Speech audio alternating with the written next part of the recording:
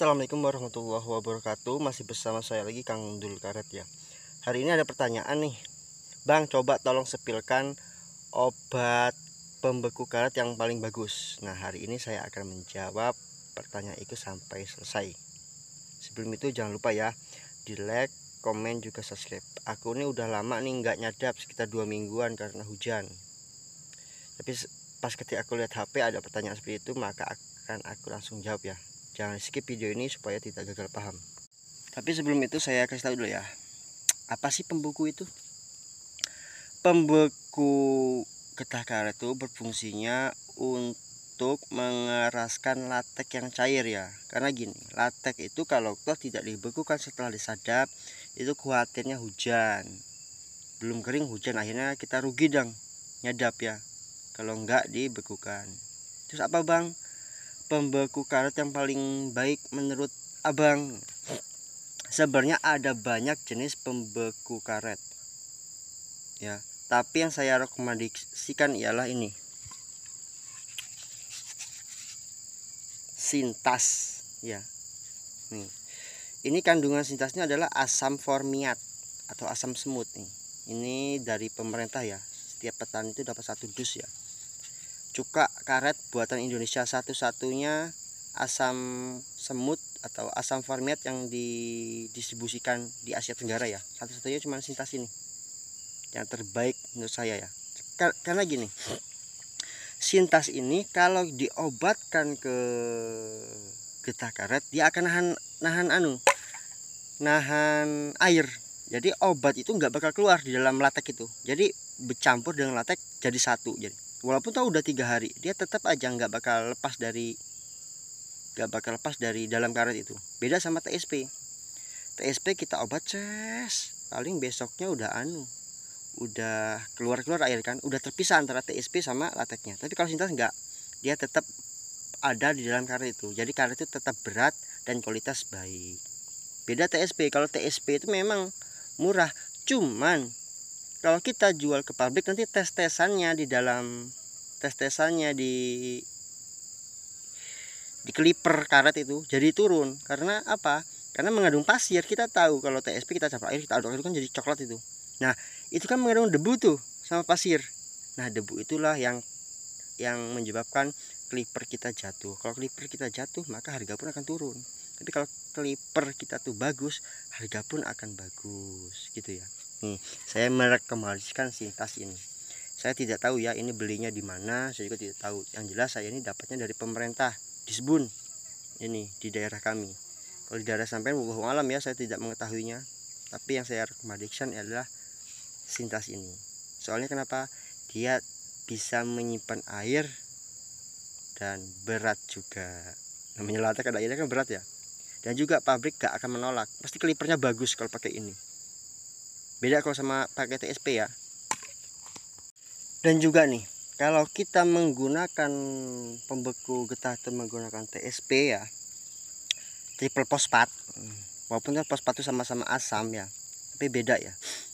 Kita tuh kalau ngobat menggunakan TSP, kita cetak aja nih karet itu, kita diamkan 1 bulan, itu akan menghitam kalau itu TSP. Beda kalau kita memakai Sintas. Kalau kita memakai Sintas itu semakin kita simpan tuh warnanya akan kuning, tidak akan menghitam dia. Karena kenapa? Memang itu asam formiat. Sedangkan TSP itu asamnya untuk tanah sebenarnya, untuk membenah tanah, bukan untuk pembukaan getah. Cuman karena bangsa kita tuh maunya tuh yang murah-murah, yang instan-instan, jadi TSP tadi. Sebenarnya nggak apa-apa sih, cuman kualitasnya itu akan turun. Kualitas karet kita yang kita jual di pabrik loh. Jadi kalau sampai harganya turun ya sampai juga jangan marah, sebab memang pabrik pun mau yang kualitasnya baik. Dan ini ada juga ya yang tidak perlu beli, tidak perlu pakai TSP, tidak perlu pakai Sintas. Ada juga pembeku getah alami, yaitu apa? Kita misal gini, nyadap getah karet kan, getah karet nih, kita tunggu aja, nanti udah 3 sadapan kan selesai tuh, kita pulung itu ada kan bekas airnya. Nah, bekas air itu bisa dipakai untuk membekukan getah. Bekas latek itu loh, bekas airnya latek atau sisanya latek yang enggak jadi getah, yang enggak jadi lum, itu kan ada airnya tuh. Nah, air itu bisa digunakan untuk membekukan getah. Jadi kalau sampai nggak mau beli obat poles ya, obat poles, obat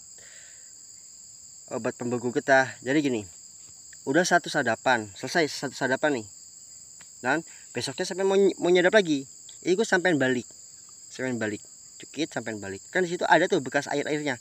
Nah, air itu bisa untuk membekukan getah karet walaupun reaksinya rada lama. Misal gini, kalau tanpa pembeku getah itu sekitar 7 jam sampai 8 jam baru karet itu kering. Tapi kalau kita balik itu insya Allah dalam jangka 4 jam sampai 3 jam itu bisa kering dengan tanpa obat ya. Kita balik aja tuh getahnya, kita balik, nanti akan kering sendiri di situ. Soalnya apa? Bekas-bekasnya air latek tadi itu mengandung asam juga. Itu juga bisa membubuhkan getah secara alami, lebih murah, meriah tanpa perlu obat, yaitu yang cara alami ya. Mungkin segitu saja yang saya sampaikan. Nah, dan sekaligus saya akan memperlihatkan lokasi karet saya ya, yang udah rajin dipupuk nih. Daunnya lihat, hijau bener. Nah, lihat Bang, itu anunya kondisi karet saya nih. Daunnya mana ada yang hijau, sudah hijau tua semua. Mantap kan? Nah, ini hijau semua. Ini kalau kita pemakaian pupuk yang rutin seperti ini, daunnya hijau. Kalau daun hijau kayak gini, getahnya jelas banyak. Nah, getahnya jelas banyak kalau hijau kayak gini. Kalau daunnya merah-merah, itu getahnya jelas sedikit, berkurang lah. Dan juga dilihat rumputnya pun rumput yang nggak terlalu membahayakan ya. Rumputnya pun rumput lombok-lombokan ini. Ini nggak terlalu menyerap nutrisi di tanah ya, karena akarnya beda sama akar karet. Beda sama yang kayak gini. Nah, kayak gini nih, ini ikut makan dia nih nutrisi, soalnya sama-sama akar tunggak nih, sama juga seperti ini nih. Ini nanti saya akan sepilkan cara saya menyemprot ini ya.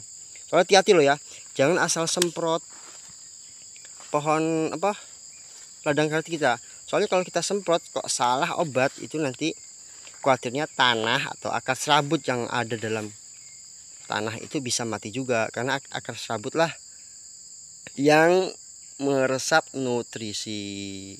Mau tahu nggak akar serabut seperti apa? Oke, lihat terus ya video ini. Nah, ini loh Rek, nih akar serabut. Ini akar serabut nih. Nih, ini akar serabut nih. Ini juga nih. Akar serabut semua nih. Nah, ini akar serabut semua nih. Nah, ini akar serabut karetnya karet ini. Yang dulu itu mati kulit. Ini mati kulit dulu, sekarang sembuh kan? Nah, lihat nih. Saya kasih TSP, akhirnya akar serabutnya langsung keluar banyak. Akar serabutnya langsung keluar banyak, saya kasih TSP. Alhamdulillah sekarang sembuh. Dengan syarat kita hijaukan dulu daunnya tuh, hijau. Kalau udah hijau kayak gitu, cepet dia sembuhnya tuh cepet banget. Nih TSP itu membantu untuk menumbuhkan akar-akar baru seperti ini ya. Jadi jangan disalahpahami kalau TSP itu bahwasanya pupuk untuk pembeku getah. Enggak, TSP sebenarnya pupuk untuk tanaman, bukan untuk membekukan getah, cuman disalahgunakan. Oke, sekian saja dari saya, semoga ini bermanfaat untuk saya, untuk sampean. Kurang lebihnya saya mohon maaf yang sebesar-besarnya. Assalamualaikum warahmatullahi wabarakatuh.